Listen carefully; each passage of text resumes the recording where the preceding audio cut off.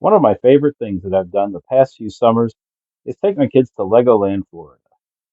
Emily loves going straight to the castle section so she can ride the dragon ride.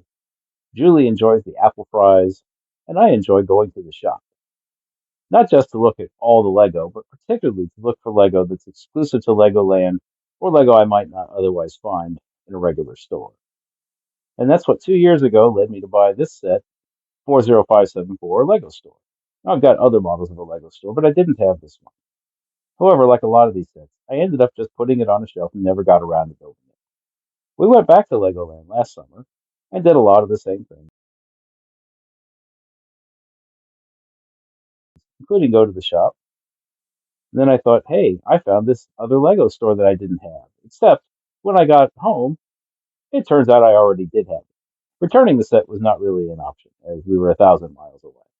We could try to sell the set to get some of our money back, or I could gift it to someone, maybe even one of my kids. But being a Lego enthusiast, I ended up just checking on Rebrickable.com to see what could I make with multiple copies of this set. And that's what led to this. So yes, Lego enthusiast logic is you get an extra set, and instead of selling it, you should actually get more of it. So here's what I've decided to build with this set, 40574, starting with the original model. We have here just a very simple two-level Lego store. However, there's no roof and there's no back. But on the bright side, it does open up.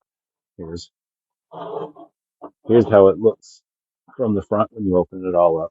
So when you turn it around all opened up, it's very easy to access.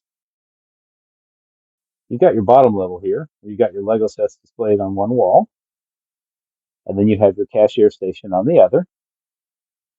Off to the left, it looks like we have a display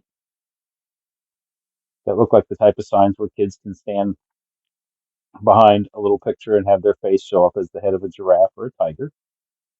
And then here on the other side, we've got the pick a brick wall, and we got a little micro figure here inside a clear dome.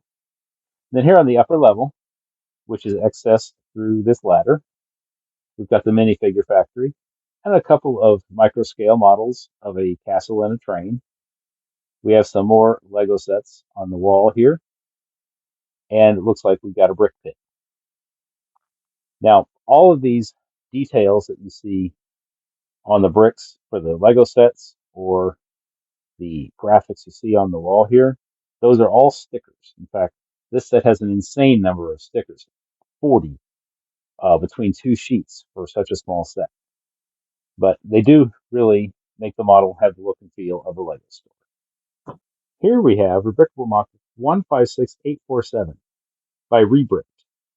And this is two copies of that Lego set with no additional bricks. So even the base plate, which is not a true base plate, it's just a combination of the dark gray plates and the floors and the ceiling of this model, yes, it actually has a roof, are all just pieces that were included in the set. So this is a full two-story set with complete walls and a back. Although, as you can see, there are some studs on the side sticking out. That's mostly because those are just being used to fill out the wall. There's nothing to attach there. Um, it's just a matter of making use of the bricks that are in the set. However, this is made to be able to lift off each level. So let's take a look inside. As you go through the door and walk into the store, you'll be soon greeted by what definitely looks like a pick-a-brick wall. And here's a better look at what that wall looks like without all the walls. And on both sides of the model, you've got all those Lego sets on the walls. Here on the right side, you see the Ninjago, the City, and Duplo sets. And you also see the cashier station. And here on the other wall, you see the Technic, Ideas, Creator, and Friends sets. And you've got some small brick-built model here on a little table. Here on the second level, we've got a lot of windows. We also have our trade model and castle model here on display. And we can see through the side that we've got two brick pits, another minifigure inside the glass dome, and then what I think is one of the cutest additions to this mock is the ultimate nanoscale bonsai tree. The model also makes use of a lot of these stickered bricks from the original set.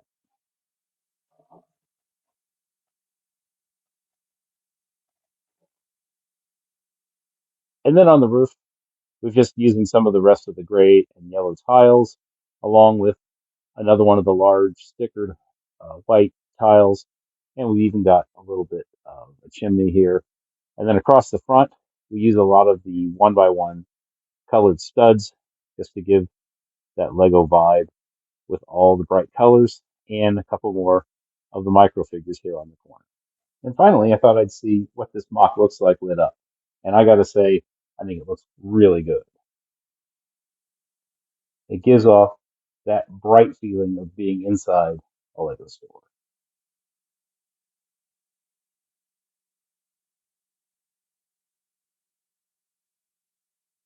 So by itself, I think this mock looks really good, but it only used two of the three copies of this set I have. And with those three sets, we can make this Rebrickable mock 167602, also by Rebricked. This mock takes three copies of set 40574 and just one base plate added to it to make this mock. The instructions actually call for a white base plate, and it just so happens that that's the only color I had available, but I imagine it would work fine on any color base plate.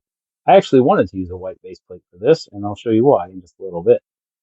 One deviation I've made from the Rebrickable instructions is I've shifted the entire build back 6 studs. I believe the original instructions called for 8 studs of these gray tiles to comply with typical modular buildings. However, the reason I shifted it back is because if I didn't, there was going to be 10 studs of mostly unused space behind the building. So while we're back here, there's not much to see. There's just what looks like some type of utility meter. We've got the back door, a small landing, and some of these other tiles that you see with the stickers on them are really just being hidden because to build the walls up so much, you had to use a lot of the studs on the side bricks that came with the original models, and there was no use for them on the inside, so they're pointed outwards, and there were no use for these extra stickered tiles, so they just get slapped onto the back. But the more interesting side is the front, and the reason I wanted these extra 6 studs is I'm going to add some more uh, color there. We'll see in a little bit. But in the front, you've got a lot of these clear windows, the vertical ones on the bottom and the square ones on the top. And you see various models on display, a couple of just decorative red bricks there in the front, and of course the Lego logo right front and center, and these potted plants out front. So let's look inside. First of all, the mock is designed so the second floor can just pop right off, just like a regular modular building. When you go inside the door, the first thing you'll be greeted with is the giant pick-a-brick wall. And here's another view of it from above. And we've got a lot of the same elements as the other models. Here off to one side, we have all of our Technic, ideas, and a few city sets there on the wall. We have a brick pit. Here on the right side, you see how we're going to get up to the second floor is this totally stable system of ladders. And we also have more city sets and Creator and Ninjago here on the wall. And in the front of the store, we have some more displays like tables, although I'm not sure what that is, built on top of it. And we have what looks like some type of frame or car. And again, we have our micro or nano scale bonsai tree. And of course, all of those things that you can see from inside are visible through the windows. Up on the second floor, which is also viewable by just snapping the roof off, we can first see there is a gap left so the ladders can reach upstairs. You see some of the stickered bricks there on the floor. That is not because we need stickers there, but because there are simply so many stickers. And the model required more tiles, and so I just put them there in the back on the second floor to kind of hide them away as best as possible. But we've got more sets on the wall. We've got Duplo and Friends. We have our minifigure factory. We have another desk, several minifigures in glass domes, another brick pit, and we have the same model of castle and trains that we saw uh, in the other builds using these parts. And then we've got simply the red brick by itself on display.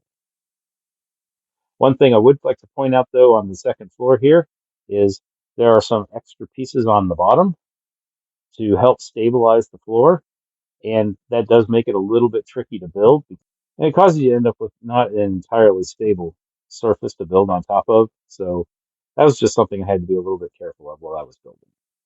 And then finally, we have the roof, which has just an array of different colored studs along the top for decoration because the Lego is nothing if not colorful. We have, again, so many of these extra large tiles that they are put on display on the top, and there's some fairly unique Lego geometry that I wasn't aware of that holds this in place. So it looks like something that should spin, but it doesn't. And then we have a few plants on the roof, just so the Lego shopkeepers can keep up with their gardening. So why did I move the whole model back 6 studs? Welcome to the Winter Village edition of the Modular Lego Store. By moving the building 6 studs back and by removing some of the pavement, I was able to create my own version of a little bit of a Winter Village scene. And let's see what we've done. We have a Christmas tree out front that is actually just a polybag set from 2 or 3 years ago that I added some lights to, and I added a red bird. Let's pretend that's a cardinal, as those are often images for winter. We have some people building a snowman.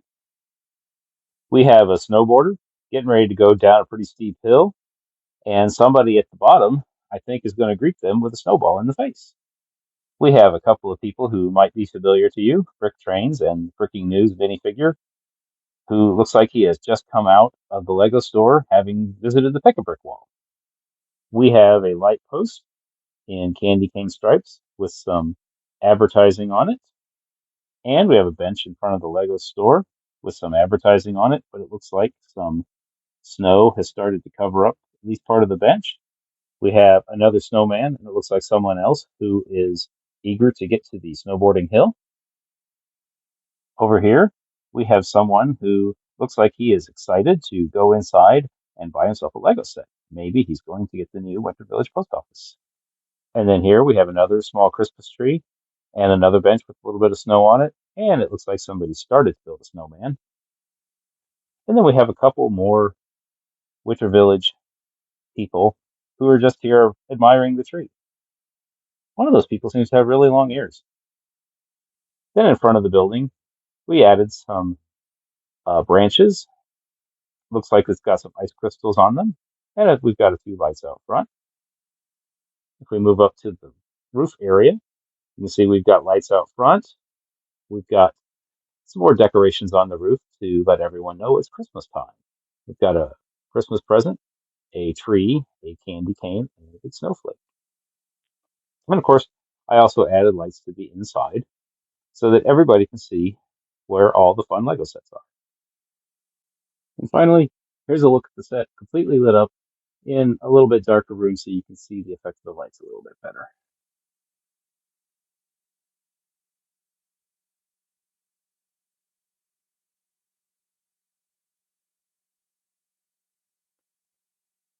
Thanks for watching this video. I appreciate you sticking around this long for me to build 3 models, but this was tremendous fun, both in building the Rebrickable box and in adding my own little winter touches to the front.